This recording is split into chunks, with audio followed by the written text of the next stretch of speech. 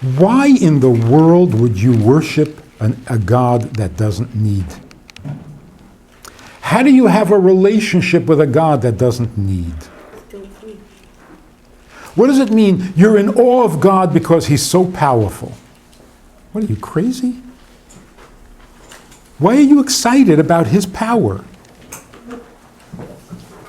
That's dangerous. If you're excited about His power, you're not serving Him.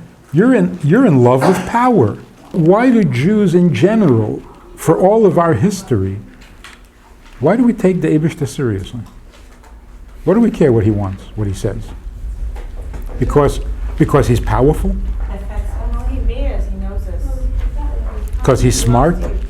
Because He's smart? When things are really hard, there's not really anything else to go and turn to. When you're like... So you're desperate. Okay, so listen. There are a number of ways that you can serve or believe or have a relationship with the Eibishter. One is, you have no choice. You have no choice. You don't listen to Him, He's going to kill you. The other is, He's so powerful that I'm impressed. Like the Muslims. Another is, He is love. He is love. I want love. Or, He is so smart. God is so smart. So if I'm going to take advice from anybody, I'm going to take it from Him. Now, in all of these cases, you don't care about God. You don't care about Him. The person who serves the Eibishter because he's smart is really just looking for intelligence. He's not looking for the Eibishter. If you're doing it because He's powerful, you're really looking for power. If you want love, then it's not the Eibishter, it's love.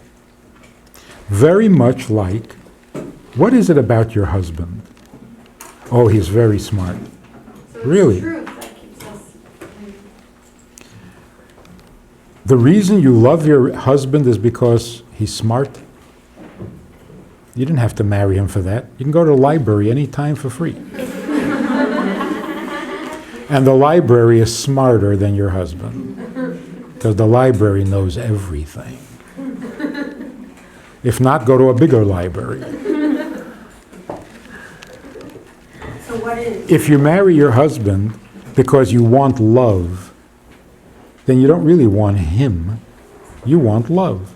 So all these people who claim to be worshiping God are really worshiping something else. And I think that that's what Avodah Zarah means. Avodah Zarah doesn't mean you bow to a statue. Nobody is that dumb. Avodah Zarah means you worship something about the Eibishter and not Him. So Avodah Zarah, you're worshiping some ingredient, not Him. How do you worship Him? What is Him? Him is His need.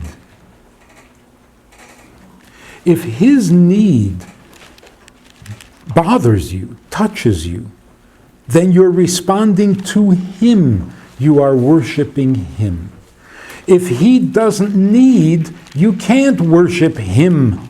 You can only worship things about Him. So if He doesn't have a need, He's not an Eibishter, He's a Getchke. If He doesn't have a need, then you can't do for Him. You can only get from Him. Love, power, security, intelligence.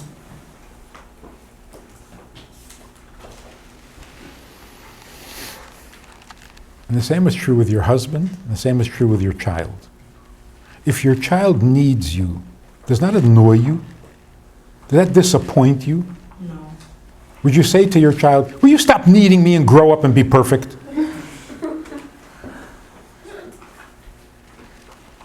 So when your child says, no, I don't need you, say, wow, I have a perfect child. I'm so proud.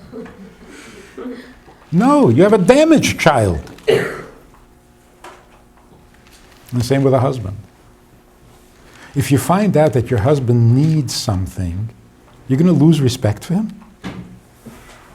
Why? Because you want him to be perfect and not need? That's not perfect. That's damaged. In fact, if a person has a need and can't express it, that's damaged. But that just makes you feel more important if you know that somebody has a weakness or a vulnerability. That's makes nasty. you feel more powerful. That's nasty. It's true. You But- want your kid to need you because Yeah, but that's you're nasty. all about it. You When want your husband needs you you, want your friend to need you because when your husband needs you, provide for them. and that makes you feel good about yourself, then you're going to make sure he never gets what he needs. No, because you feel good about Because then you're not going to be superior to him anymore. you feel good about providing it. If you feel good about providing his need, you are wonderful. You just said the opposite.